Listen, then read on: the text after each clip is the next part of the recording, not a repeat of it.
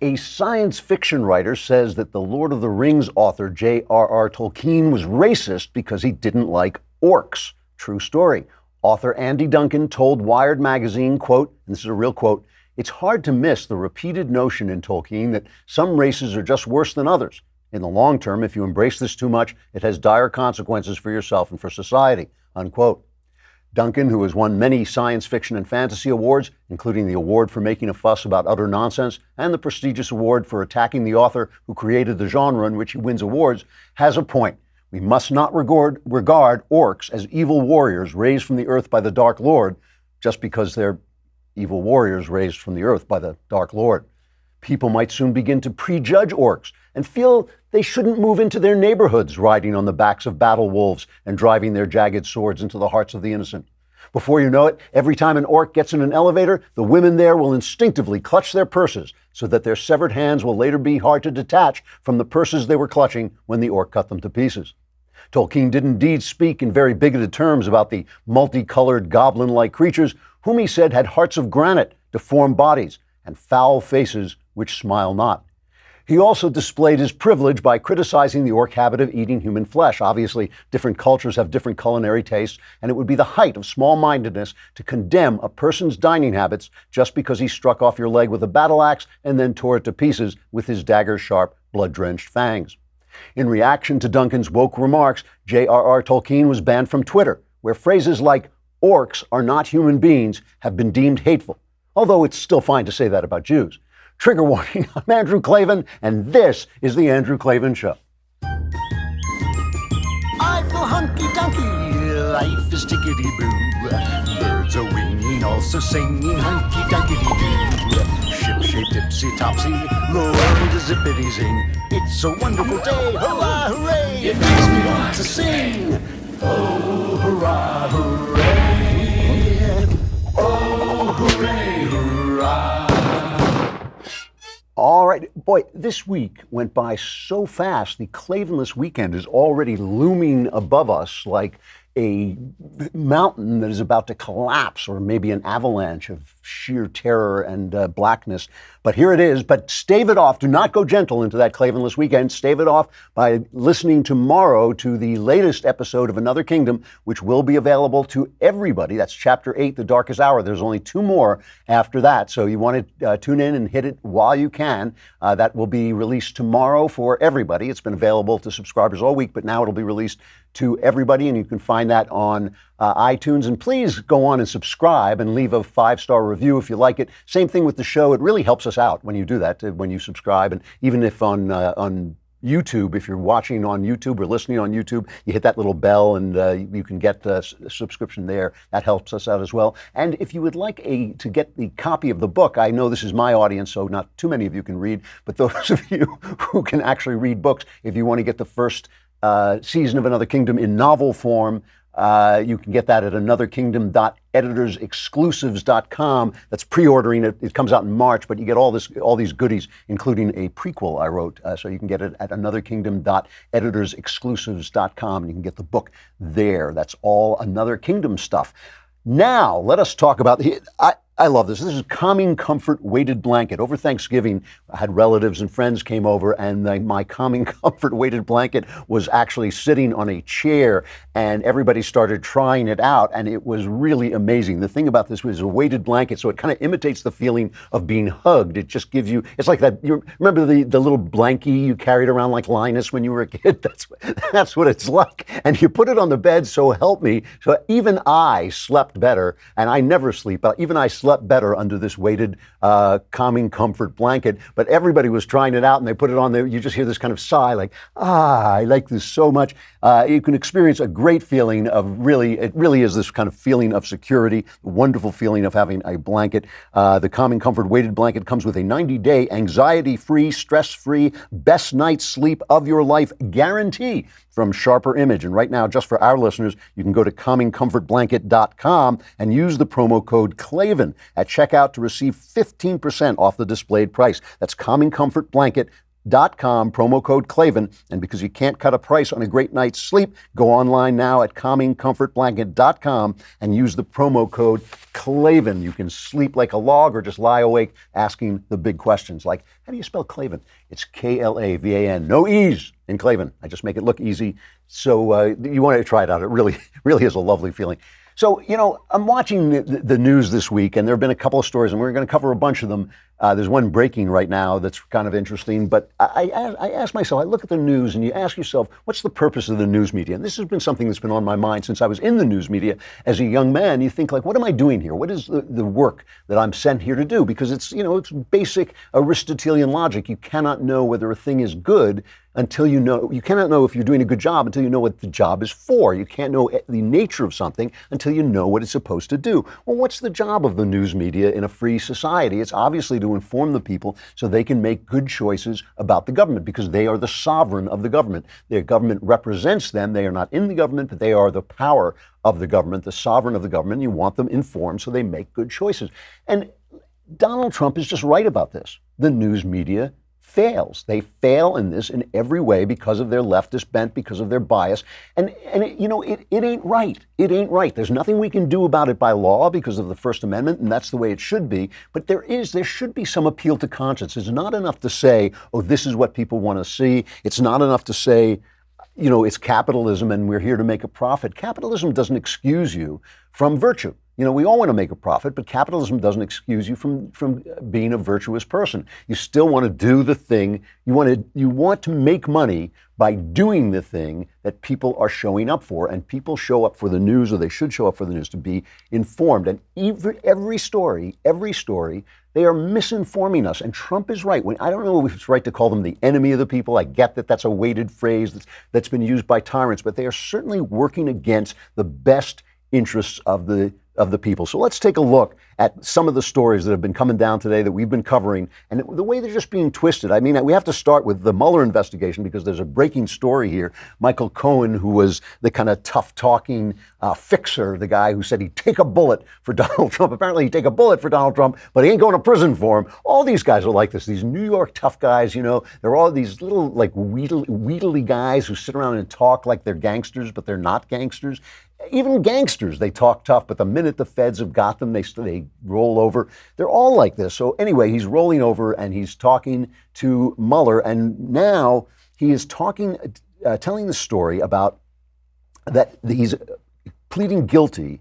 He pled guilty in court today to lying about a Trump Tower project that was going to be built in Moscow, but never got built. They were just discussing it. They were talking about it. At one point, Trump signed a letter of intent, which is not binding, just saying, yes, he was thinking of doing this, and they were negotiating with it. And apparently, in closed-door session with Congress, Cohen told them that they had stopped talking about this long before the election began, but they hadn't. That he was talking about it into 2016, and he went and so he pleaded guilty to lying. So here's another one of these witnesses that Mueller has got who is pleading guilty to lying. And what they were doing, this is basically doing business, thinking about doing business in Moscow. And we even have, this is really damning, we have a video of the president encouraging businesses to do business with Moscow. It's very suspicious business. Here's the president encouraging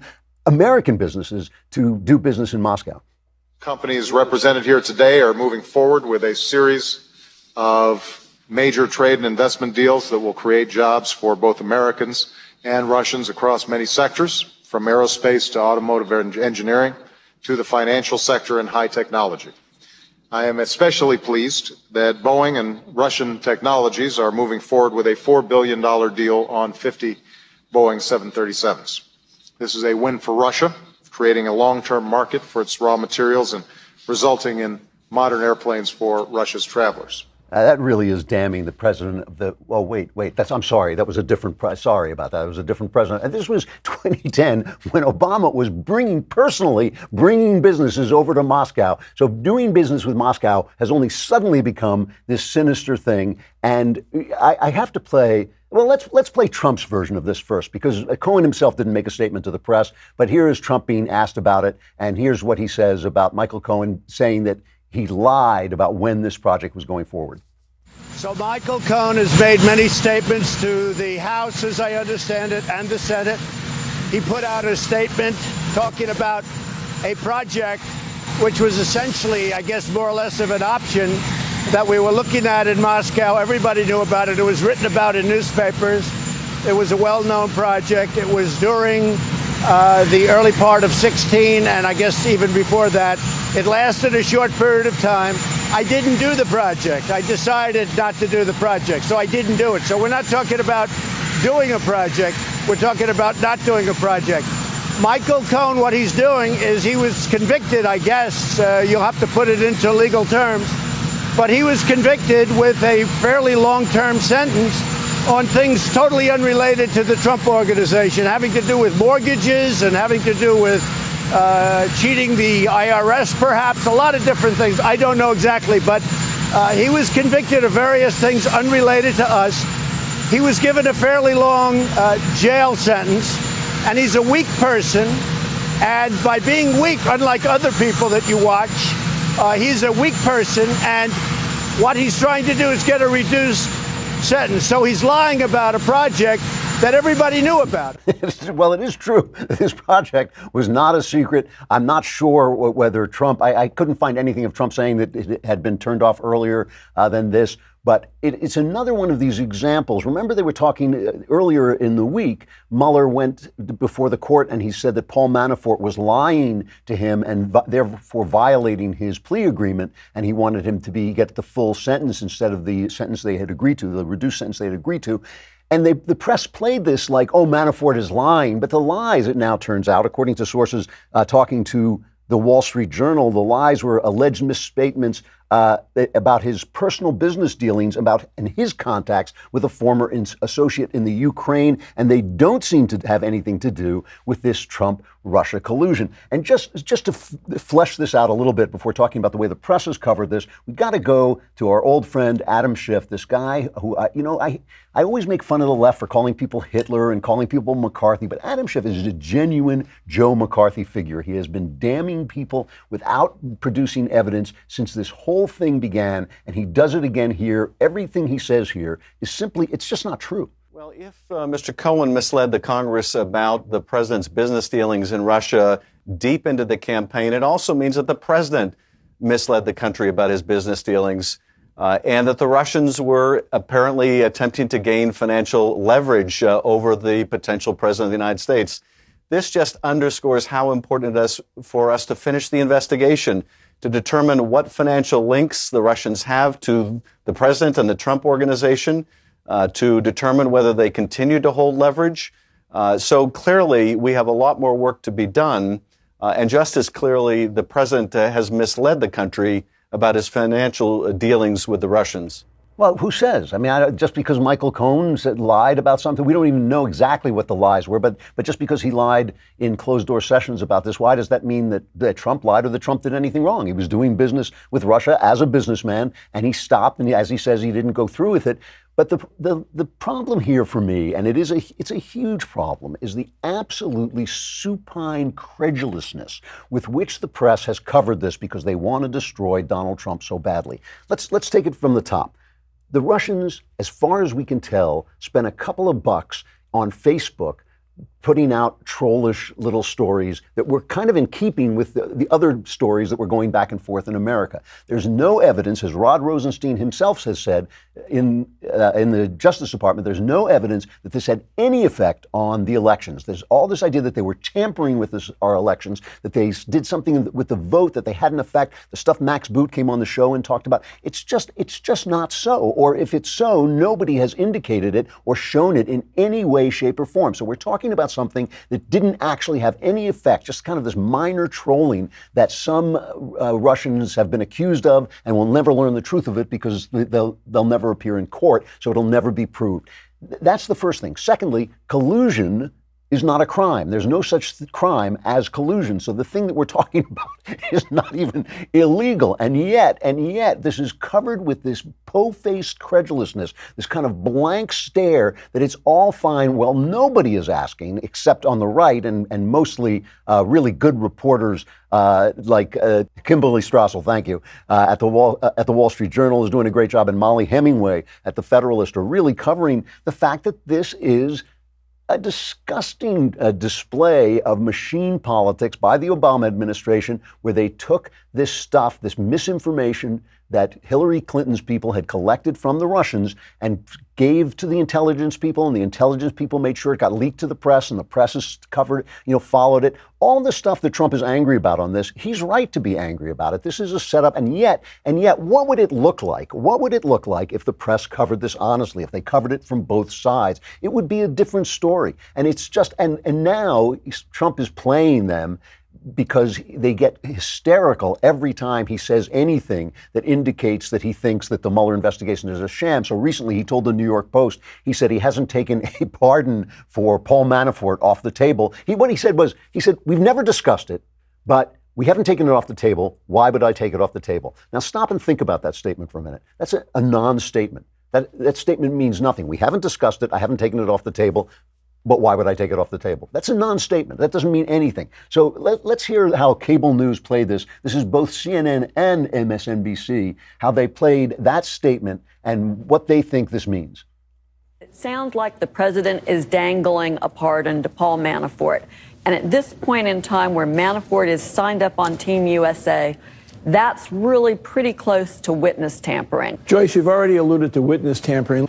Is there any cause here to wonder about A, obstruction of justice, witness tampering, which you've mentioned? In an interview with the New York Post, President Trump dangled the possibility of a pardon for his former campaign chairman, Paul Manafort, saying, quote, "It was never discussed, but I wouldn't take it off the table." Why would I take it off the table? And from a legal perspective, this is problematic for him. Yes, the president has very broad pardon power. He could pardon Manafort, but dangling a pardon is something different. Mm-hmm. It is offering to use your presidential power in order to encourage or entice or influence somebody's behavior. That is a separate act, and that can also be evidence of obstruction. Gibberish and crap. It's all gibberish and crap. The president has broad pardon powers. He can basically pardon anybody he wants. And he didn't say anything about pardoning anybody. He said it wasn't discussed, and we didn't take it off the table. How could he take it off the table if it wasn't discussed? It's absolute nonsense. It goes back to what Sebastian Gorka was talking about earlier this week, that the president has a trick he pulls where he draws these people into speaking nonsense, blithering nonsense on TV, while what he's really doing is something else. What I think he's really doing is he is delegitimizing the Mueller investigation. By the time Mueller releases whatever compilation of innuendo he puts out or compilation of facts he puts out, Trump has already undermined, dug out the ground from underneath him. So it's going to look like bias no matter what he comes up with, unless it's Donald Trump dancing with Putin, under the moonlight. It's going to be really hard for him to make any headway at all, certainly with Trump's base. So, it's just nonsense. If they covered this story honestly, I think Obama and Hillary would look a lot worse than they do. And I think that then maybe if they came up with something on Trump, maybe it would stick. Let's go over to the Khashoggi affair, this guy who was murdered in Saudi Arabia. Now, I talked about how I feel about the way Trump handled it. I felt like he should have been more hypocritical, that ultimately we're not going to blow up a relation with the Saudis. But yeah, you smack him around a little bit when they butcher somebody, even if he's not a good guy. And Khashoggi, I don't think, was a good guy. I think he was backing the Muslim Brotherhood, and he was using his post at the Washington Post to do that. It was a political post, not really a journalistic post, and the Post was letting him do that. But still, and I said, Trump should have been a little bit more hypocritical. He should have virtue signaled a little bit more. He should have squeezed some concessions out of Saudi Arabia. And so now the Congress is angry at him. Now, you have to remember, so the Congress, let's get to the story first. The Congress went in for a briefing, and the head of the CIA was not there to give him a briefing. And there's this question. Trump and his people are saying the CIA has not definitively said that the Crown Prince in Saudi Arabia was guilty. CIA people have leaked to the press that they do say this. And of course, is very hard to imagine a murder like this taking place without the Crown Prince's knowledge. So I think that, it's kind of hard to say it. So anyway, Lindsey Graham and others, they went in and they voted to push forward a bill that would take away our support from the Saudis in the civil war in Yemen. Okay. And I'll get back to that in just a minute. And Lindsey Graham went in, and Lindsey Graham is a very tough guy when it comes to, he's a very hawkish guy when it comes to the international scene. And he came out of this meeting and he was genuinely ticked off because Nina Haspel from the CIA wasn't there, Gina Haspel. And this is what he said. I am not going to be denied the ability to be briefed by the CIA that we have oversight of about whether or not their assessment supports my belief that this could not have happened without MBS knowing. And if the briefing reinforces the conclusion that I already have tentatively formed, then there will be no more business as usual with Saudi Arabia. You're talking about the spending bill being what you would. I'm talking about any key vote. Anything that you need me for to get out of town, I ain't doing it until we hear from the CIA. Okay, so I understand what Lindsey Graham is saying, but you have to remember this, okay?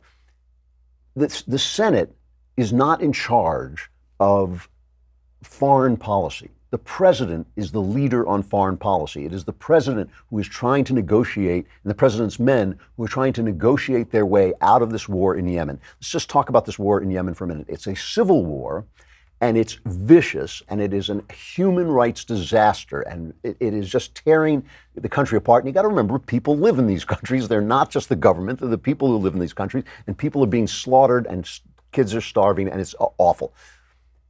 The New York Times, a former newspaper, repeatedly refers to this as Saudi Arabia's war. Repeatedly, they do it on the captions of their pictures. They do it on little information, inserts that they put in their stories. They do it on videos. Saudi Arabia, how Saudi Arabia is running this war. This is Saudi Arabia's war in Yemen.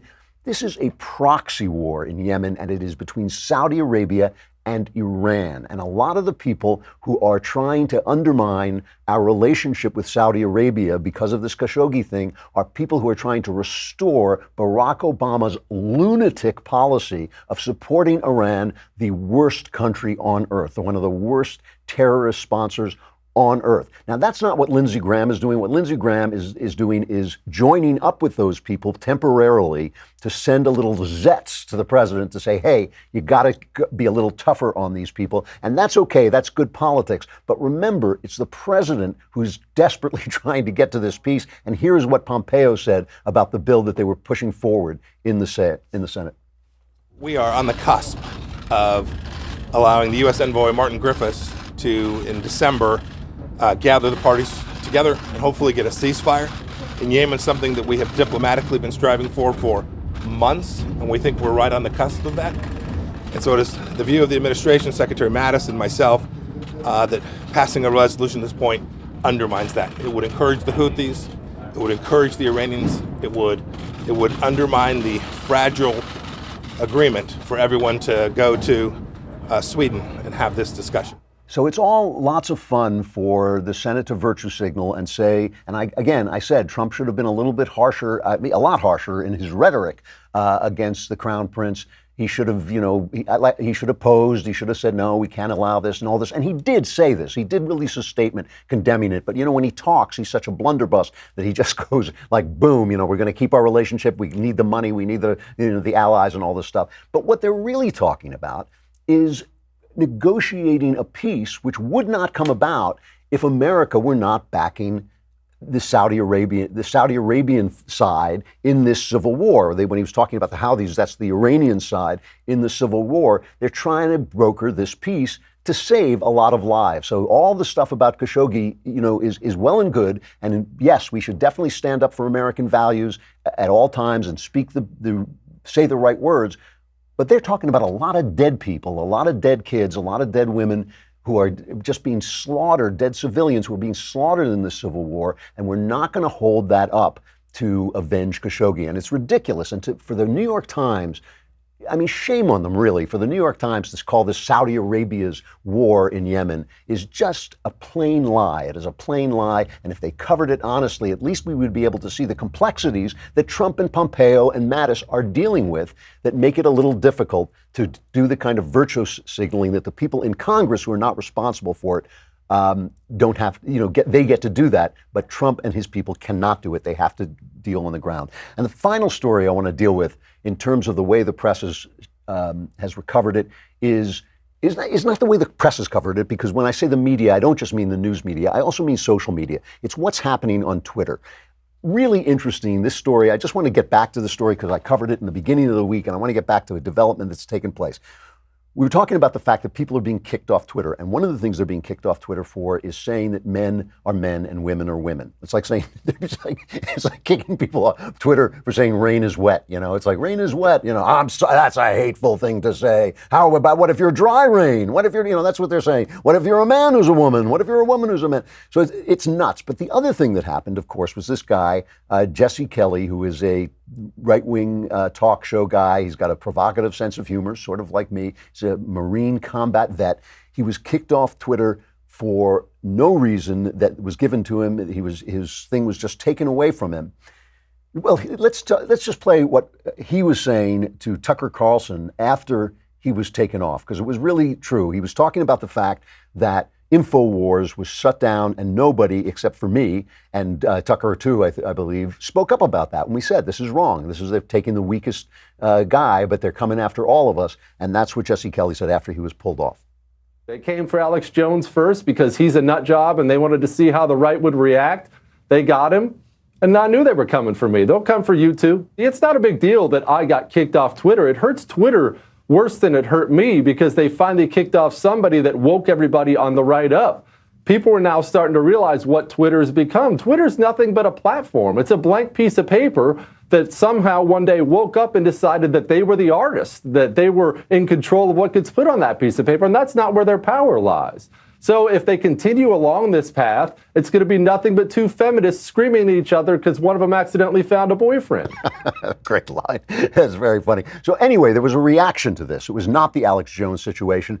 Instapundit, Glenn Reynolds, he pulled his account, and the Federalist reported that Jack Dorsey had lied under oath to Congress when he said, this is the public square. We don't censor people according to their political views. And that was very dangerous for Dorsey. And in response to that, the Federalist story, a top aide for the House Energy and Commerce Committee, which oversees and regulates telecommunication companies and social media publishers like Twitter, told the Federalist that the committee is now looking into whether Dorsey lied. And hours after that, incoming Missouri Senator Josh Hawley called for a congressional investigation into Twitter's practices because Twitter is violating the rules under which it operates, which make it a platform, not a publisher. We've talked about this before. If it's a publisher, it can be sued anytime anybody lies. Suddenly, Kelly's account, without any explanation, comes back online. And that should tell us a lot. That should tell us they are doing whatever they can get away with, that if they can be stopped, they should be stopped. And I hope they will be stopped. I hope Donald Trump pays attention to this. I hope the president actually takes this under advisement. This is a powerful communication method. They're using it for political purposes.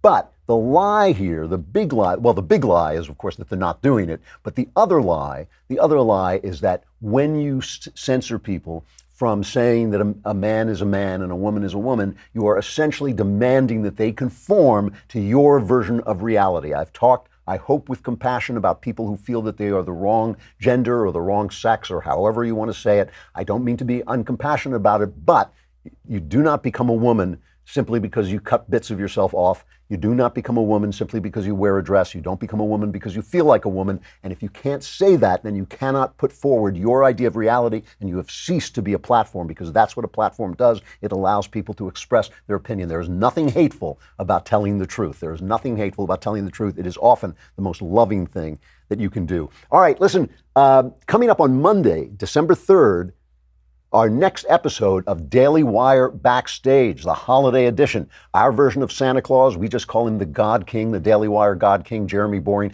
I hate when they write on this the God King. It's the Daily Wire God King. We don't want to give him too big a purview, but he will come down the chimney with Ben Shapiro, Michael Knowles, and me, and we'll be talking holidays, politics, culture, and how the left ruins all of them. So be sure to tune in. And as always, the lovely and talented Elisha Krause will be classing up the place and taking your questions as they roll in.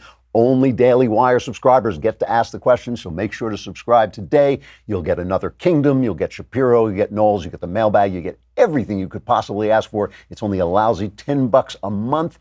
And for $100, you get the whole year and the Leftist Tears tumbler. It is the best deal in town. All right, we got Grover Norquist coming right up, and we're going to stay online to let you hear that, but that's no reason not to subscribe. In fact, it's even a better reason. You should just feel guilty for being you and clutching to your lousy money when you could give it to us, who would enjoy it so much more. All right, have we got Grover? Grover Norquist is the founder and president of Americans for Tax Reform that works to limit the size and cost of government and opposes higher taxes at the federal, state, and local levels, and supports tax reform that moves towards taxing consumed income one time at one rate. It's nice to see you. I've never met you before, and it's nice of you to be here. Thanks for coming on. Good to be with you.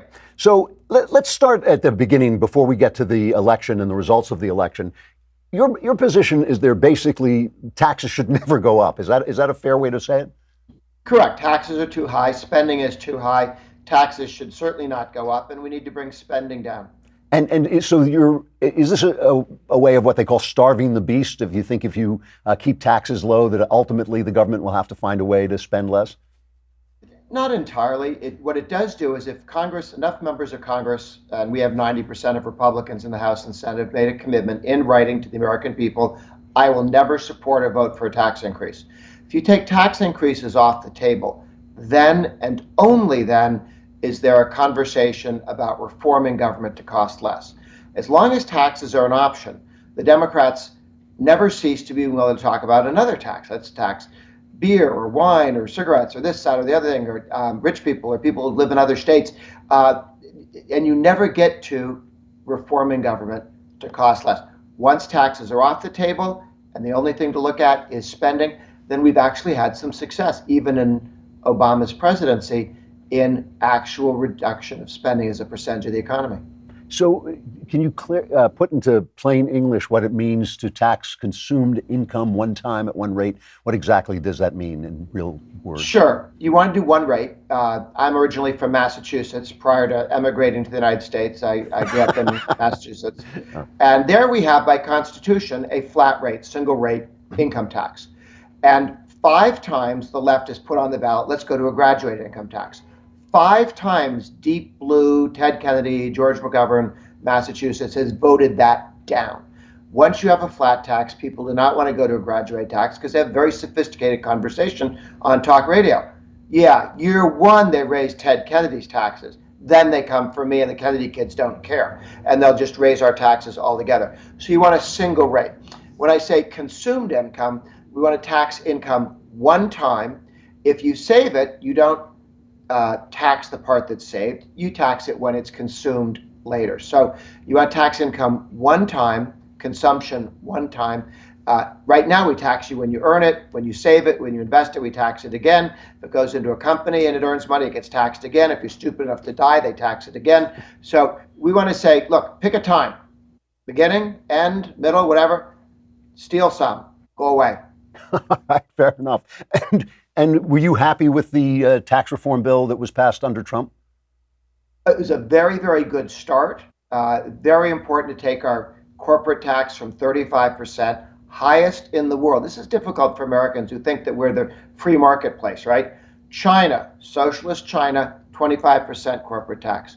We had a 35% corporate tax. Germany, 25%. We were the highest in the world, the worst taxers of corporate income, and companies were leaving the United States because of that policy. We went from 35 down to 21. President wanted 15. I like 15 too. It's lower number than 21, but it was a huge step forward. And that's really where we got the strong growth that started up as soon as the tax bill passed. So now a Democrat majority is coming in to the House. Nancy Pelosi, who has again and again promised to go after this bill. She's just got, it seems, the support that she needs to become Speaker of the House, though the real vote is in January. What do you see coming up? It'll be a very interesting question. Will they actually pass a bill to increase income taxes. We cut individual income taxes, we cut corporate income taxes, and we cut taxes on smaller businesses, pass-through corporations, subchapter S corporations. These are the sort of mom and pop, 5, 10, 50 employees, one employee. All three, big companies, small companies, individuals, all got cut. Will the Democrats actually vote to bring those taxes up? Because it won't pass the Senate. The president won't sign it. But they would sort of signal where they want to go. My guess is they hide and they don't do that. But the counter argument is they're running around talking about a carbon tax. And if you really want to show your hand on an energy tax, which is a gasoline tax plus a tax on your home heating, on your air conditioning, on everything that you buy has an energy component to the cost of it. They just introduced a bill, a guy named Deutsch out of Florida. It puts in a carbon tax that increases every year without end. And it doesn't take another vote from Congress. They're willing to put that forward. No Republican has decided to touch it yet. There are two who flirted with it, but they refused to show up at the press conference, so they may have decided better than to support an energy tax, a carbon tax. I would like the Democrats to be clear about their plans to raise taxes. If they do, they will lose the majority in 2 years. If they don't, and CBS agrees not to see them not do it, then they might be able to get reelected. Yeah, well, that is one. I mean, it is interesting. Correct me if I'm wrong, but it seems to me that the Laffer curve has been in effect, and this latest tax reform did increase the takings of the government, yes. Which never gets reported, that as they cut taxes, actually the revenue goes up, and therefore the taxes go up, which indicates that the problem is it's on the spending end. It is. We had a significant tax cut, rate reduction, and total revenue went up because the economy grew. That's exactly what the Laffer curve says. It's what happened under Coolidge in the 20s. It's what happened. They had 11% growth one year with Coolidge's tax cuts. It's what happened with John F. Kennedy's across-the-board tax cut, 25%, the Reagan tax cuts across the board, and now with the Trump tax cuts. Every time you got growth, which brought in more revenue, and the government got a smaller percentage of the entire economy, but it had more money to spend on. I mean, there are a few things the government is supposed to do, keep the Canadians on their side of the border, that sort of thing. But beyond that, it ought not to become an increasingly large part of our lives. When we went to war with Britain, the average individual in the 13 colonies paid between 1% and 2% of their total income in taxes. The Brits were talking about 3%, and we started shooting at them. Yeah, no, it is amazing. If they came back today, they would be absolutely appalled. Yeah. There's something else I want to ask you about. Now, you've been in the forefront of fighting against earmarks. Is that fair to say? Now, certainly strong supporter of getting rid of earmarks. Have been some real heroes in the House and Senate. Boehner never took one, the former Republican leader, and he really drove them out of the House. That was very helpful. There's a theory that goes around here at the Daily Wire, which I have heard and don't know what to make of, that the reason Congress is so deadlocked and so at such a stalemate on issues like immigration, for instance, where they keep talking about it but they don't do anything about it, is because there are no earmarks to trade. That the stagnation that has come over our lawmakers basically originates with the end of earmarks, and that earmarks were an ugly but important way of making the sausage. What do you think of that? Okay, earmarks are the currency of corruption. If you want a congressman or a senator to vote for a bill that is bad for his or her district, that is against their principles, you say, here's some money to give to your favorite university in your school, here's some cash to hand out to the Chamber of Commerce or to a company.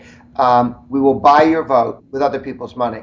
And now you will now cast a vote that you know is wrong and that you would not do without the bribe. The challenge is, at the end of the day, I wouldn't mind earmarks for Democrats. I think the problem is you buy Republican votes for spending bills that are too large, but they say, but what if we gave you some extra? And then you could vote for it. So that's how you buy Republican votes for legislation, spending bills that are too high. It is bad for their souls. I don't mind earmarks for Democrats because they don't have souls. So it's not the same problem. To buy a Democrat vote for tax cuts with earmarks, I'd be okay with that. But you have to have it for one or the other, and the chances are that the big government people will use spending to buy votes for bigger spending. The left hates that we haven't been doing the growing government with the same speed that we used to do because earmarks don't buy Republican votes for tax hikes and spending increases. That is a good thing.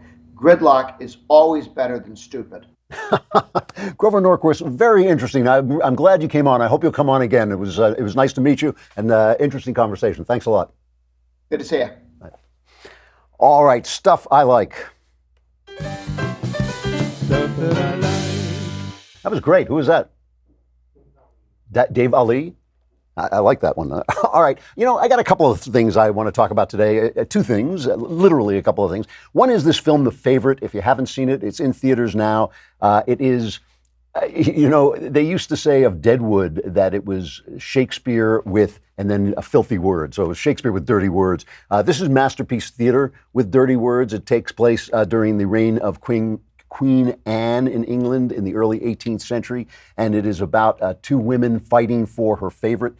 It is just filled with great acting and wonderful writing. Olivia Colman is the queen. You've seen her. She was in a cop show on Netflix, but she's a really good actress. Emma Stone is wonderful. I actually did not recognize her. I didn't know she was in it, and I didn't recognize her through most of the movie. She does a spectacular British accent, and Rachel Weisz, who's always excellent. And basically, Emma Stone and Rachel Weisz are fighting for the ear of the queen, and it is just dynamite. There's nothing more fun in the movies than watching great actresses go full basically. Just basically play the worst kind of women in the world. And that's what this is like. It is just really entertaining. There is one scene, a dance scene, where I won't even tell you, it is laugh out loud funny. If you understand the scene, it's a very subtle joke, but it is laugh out loud funny. And Olivia Colman, she's just kind of risen up after this movie. I think it's called Broadchurch. Is that what it is? I'll look it up. But let's. That's it, Broadchurch. Yeah, she's one of the cops in Broadchurch, and she plays the queen. And here's a scene where she comes out to meet the Russian ambassador, and Rachel Weisz is the woman who is her favorite of the title, and she is honest with her. And one of the really interesting things in it is the difference between the character Weisz plays and the character Emma Stone plays, and it's kind of it comes as a shock in the movie, the actual differences between them. Very high intellectual movie, but really entertaining.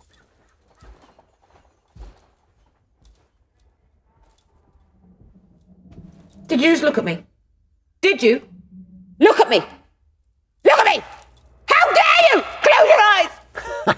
It's like this is this wonderful world where the men are completely emasculated, and that has bad ramifications in the running of the government, but the women are just absolutely at the top of their game, and it is just very entertaining. And there's nothing better than watching wonderful actresses try to act each other off the screen. It really is terrific. The other thing I want to talk about, the other stuff I like, is Melania Trump, our First Lady. I just have to talk about this for a minute. She decorated the White House for Christmas, and there was some red tree.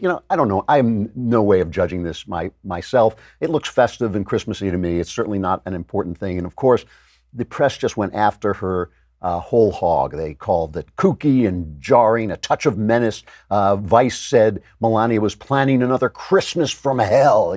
Just the hate, the bubbling hate that comes out of the press for the First Lady.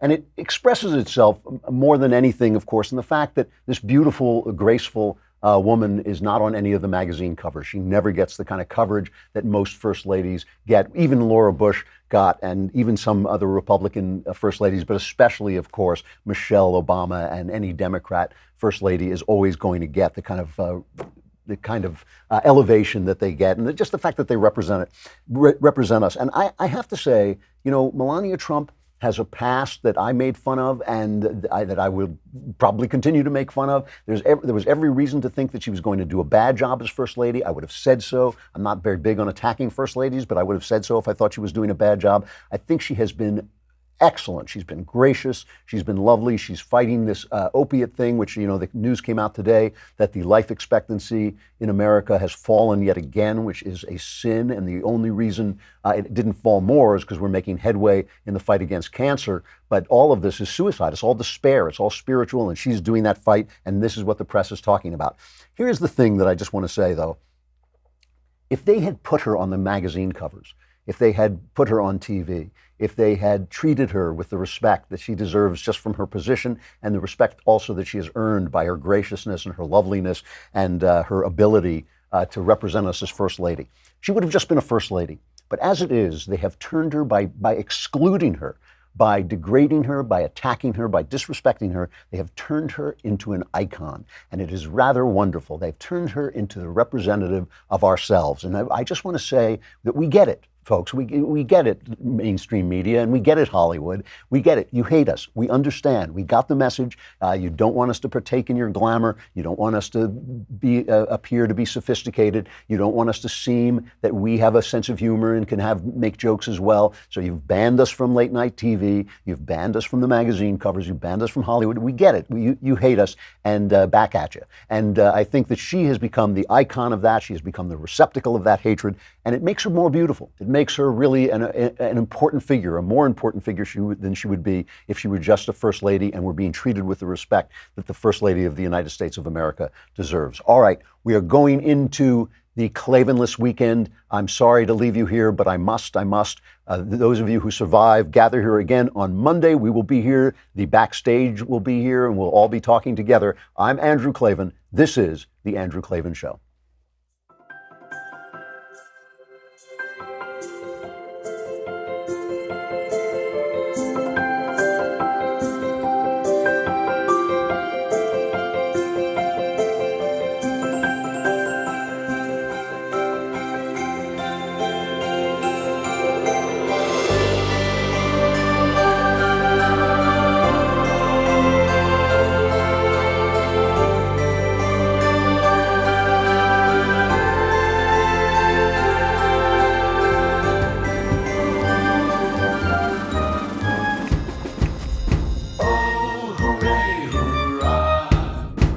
The Andrew Klavan Show is produced by Robert Sterling. Executive producer, Jeremy Boring. Senior producer, Jonathan Hay. Our supervising producer is Mathis Glover. Technical producer, Austin Stevens. Edited by Alex Zingaro. Audio is mixed by Mike Cormina. Hair and makeup is by Jesua Alvera. And our animations are by Cynthia Angulo and Jacob Jackson. The Andrew Klavan Show is a Daily Wire Forward Publishing production. Copyright Forward Publishing 2018.